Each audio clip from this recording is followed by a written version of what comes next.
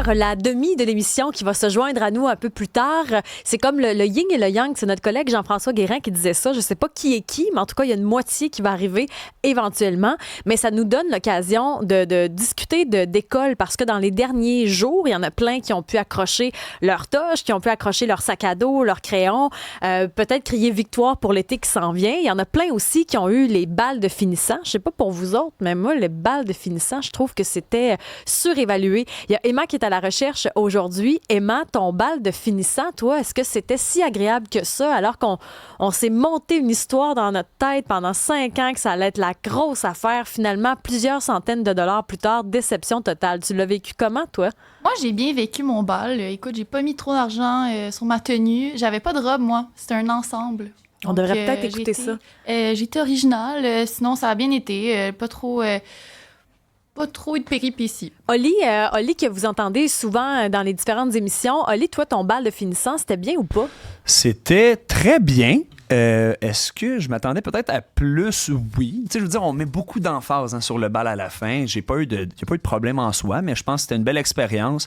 J'ai vu des gens, par contre, mettre énormément de dollars. Oui. Et ça... Puis tu sais, je fais partie quand même des gens aussi qui ont eu le droit à un habit là, complet. Là, combien que ça a coûté au total, ton bal? Je me rappelle très bien, à l'époque, mes parents m'avaient acheté comme quand même un kit sur mesure là, à 1000 $ facile. Là. Ouais, mais tu sais, aujourd'hui, je le porte quand même encore là, parce que c'est ça, fallait le faire sur mesure, mais c'est un événement, c'est ça, que je pense qu'on met beaucoup d'emphase dessus, mais qu'après, je veux dire, une semaine, on passe quand même facilement à autre chose. L'arrivée est important. Est-ce que toi, tu avais l'arrivée exceptionnelle? Nous, on est arrivés en Hummer. Dans le temps, c'était vraiment chouette, mais ça servait à pas grand-chose. Ça, je suis quand même fier de mon coup là-dessus. On avait un ami remorqueur, que son père avait une remorqueuse, voilà. Et on était une quinzaine sur la plateforme avec des ballons colorés, tout ça. Puis on était, voilà, toute la gang d'amis au secondaire. On est arrivés, voilà, c'est notre décapotable à nous, notre Ferrari à nous. Donc, c'était fabuleux. J'ai trippé raide. Je regarde Sébastien qui regarde Oli en riant. Sébastien, toi, ton bal, tu fais un petit bout, mais quand même.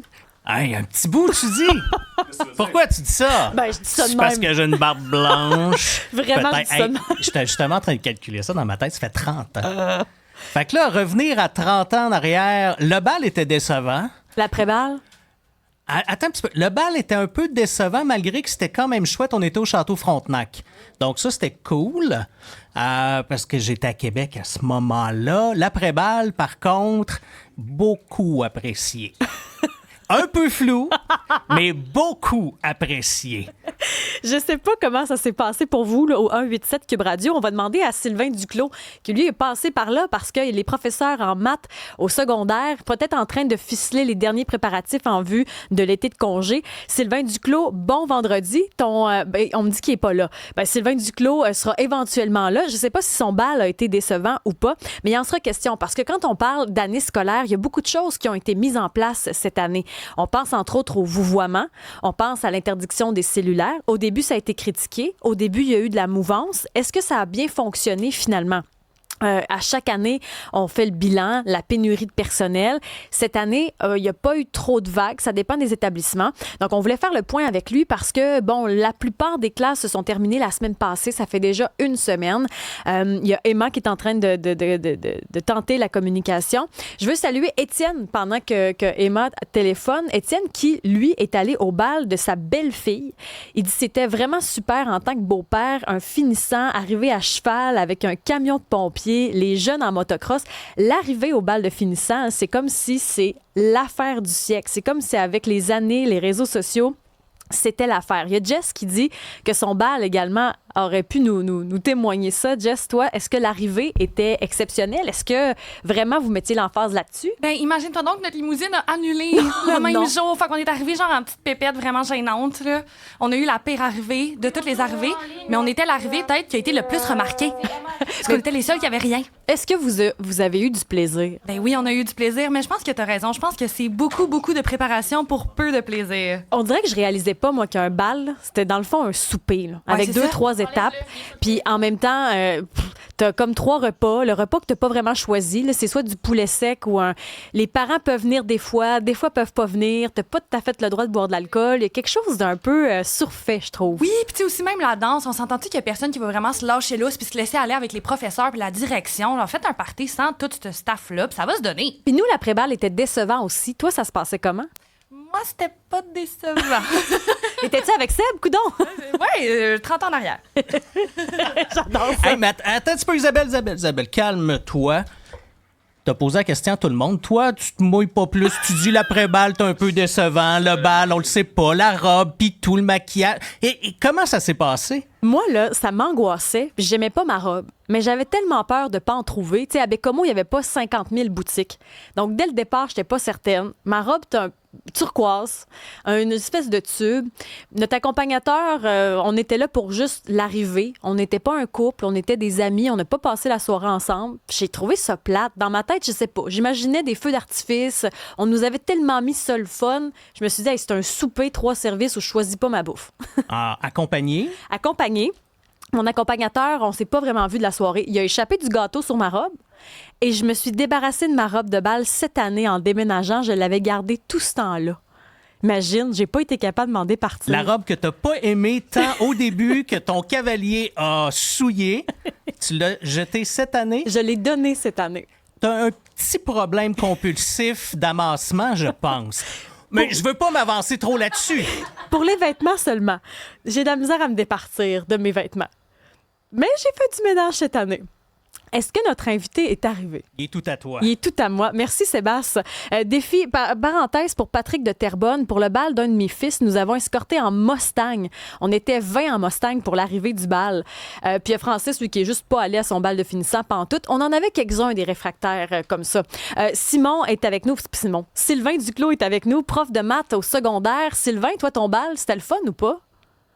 Mon bal, c'était correct. Oh. En plus, là, j'ai pas d'incroyables souvenirs. C'était pas le party du siècle. C'était beaucoup plus pour le passage à une autre étape que d'autres choses. Oui. Mais c'est comme si on se fait une montagne pendant 5 ans. On fait quelque chose de spectaculaire. Puis finalement, c'est décevant. Mais bon, on a beaucoup l'image des grands bals américains aussi dans les films. Hein. Les jeunes ont beaucoup des images grandioses. Puis il faut penser que les Américains, eux, leur bal de graduation se font un peu plus tard dans leur vie, donc ils sont plus adultes que nous. Ouais, on pense à folie de graduation, ça se passe pas de même pantoute. Pour cette année, l'année scolaire vient de se terminer. Bon, quand on regarde le bilan, quand on regarde ce qui a bien été, moins bien été, pour les cellulaires et le vouvoiement, ça a été les 2 grosses lignes cette année qu'on a ajoutées à l'école. Comment ça s'est passé au secondaire? Ben, au secondaire, ça s'est bien passé. Je vous dirais que le cellulaire, grosso modo, a beaucoup plus de peur que de mal. C'est-à-dire que les jeunes, en majorité, se sont conformés au règlement. Ça dépend, bien entendu, des écoles. Il y a des écoles où c'était déjà interdit pratiquement partout, sauf dans les lieux communs. Donc là, c'est un petit step de plus. Il y a des écoles où les jeunes les avaient en classe. Donc pour eux, ça a été un plus grand choc. Mais somme toute, je pense que tout le monde voit ça de façon plutôt positive. Ça aurait été quoi les défis pour l'année 2025-2026? Qu'est-ce qui a moins bien été? Ben, c'est sûr que ce qui est le plus difficile puis qui va demeurer le plus difficile, c'est 2 choses. La première, ce sont les restrictions budgétaires. Les budgets en éducation ne suffisent pas pour répondre aux demandes de nos jeunes en difficulté. Pour les constructions d'écoles, on manque de sous. Puis la deuxième des choses, c'est la pénurie de personnel qui est grandissante, puis on s'en sortira pas de sitôt. Donc, le fait d'avoir des enseignants qui ne sont pas qualifiés ou des personnes qui n'ont aucune qualification, qui viennent simplement surveiller les classes, ben, ça a des impacts majeurs sur le personnel et surtout sur les élèves. Mais ça a eu quoi comme impact chez vous? T'sais, vous dites le manque de financement, manque de personnel. Comment ça s'est traduit chez les jeunes puis dans vos écoles cette année? Et c'est certain que je parle jamais de mon école en particulier, mais au niveau du manque de personnel, par exemple, si on réussit à partir l'année du bon pied, un enseignant qui part en maladie ou en congé de maternité, ça peut prendre souvent des semaines avant de pouvoir le remplacer. Donc, on a une succession de suppléants. Les jeunes vont se désorganiser à ce moment-là. Au niveau des manques de budget, ça a été des restrictions, donc des fermetures de postes, moins d'orthopédagogues, moins de TES. Je pense, entre autres, aux classes de primaire où ça a été très difficile. Est-ce que ça se fait sentir sur les résultats scolaires? Est-ce que vous le voyez? Est-ce qu'avec le temps, les notes sont moins élevées ou est-ce que ça fluctue sur la moyenne ou dans les comportements? Dans les comportements, ce qu'on voit le plus, moi, ce que j'ai remarqué puis que mes collègues de d'autres écoles me nomment, c'est qu'on a de plus en plus de conflits entre les élèves. Donc, les interactions sont difficiles. On se questionne à savoir si ce ne serait pas le manque d'espace dans les écoles. On rajoute des classes modulaires, mais ça ne rajoute pas de corridors, de lieux communs. pour les jeunes. On n'a pas plus de gymnase, de salle de bain non plus. Bien entendu, si les jeunes ne sont pas sur leur cellulaire, il faut qu'ils se trouvent d'autres choses. Donc, il y a plus de chicanes qui partent. Bon, il y a moins d'intimidation sur les réseaux sociaux, c'est positif, là. Mais il y a plus d'interactions négatives entre les jeunes, mais d'interactions positives, ça lise un peu plus entre eux autres. Ça, c'est positif. C'est intéressant. Au niveau des résultats scolaires, c'est un petit peu tôt pour dire si ça a des impacts. OK, parce que vous n'avez pas fini la correction encore, là. Moi, la correction, elle est terminée. Les résultats sont entrés. Mes enfants viennent de recevoir leur bulletin du primaire, d'ailleurs, ce matin. Wow! Puis ça se passe bien, relativement bien? Bien, ça se passe relativement bien. Au niveau des résultats, moi, je me questionne sur beaucoup de centres de services scolaires cette année qui n'avaient pas de session d'examen au secondaire. Hein. Ça, c'était une autre nouveauté dans plusieurs centres de services. Puis, ils ont enseigné et évalué à la toute dernière minute. Donc, j'ai hâte de voir ce que ça va donner comme résultat puis au niveau de leur correction. Donc, il n'y a pas eu de gros examens finaux? Non, ils ont fait des examens finaux, mais dans leur classe. Donc, aucun examen dans ces centres de services scolaires-là, sauf les examens ministériels, là, les 5 examens pour avoir accès au diplôme. Est-ce qu'on est capable de bien évaluer l'élève dans ce temps-là? Moi, je me questionne sur la mesure. J'ai hâte de voir qu'est-ce que ces centres de services-là vont en sortir. Ça venait d'une directive du directeur régional de l'élève là, concernant les 180 jours d'école. Puis c'est intéressant aussi quand vous dites, on remarque quand les élèves, parfois, ça a été tendu. On a eu quelques témoignages au cours de l'année de gens qui disaient, il y a mon jeune qui se fait intimider ou il y a mon jeune qui se fait écœurer, puis on dirait qu'il se passe rien à l'école, il n'y a pas de conséquences.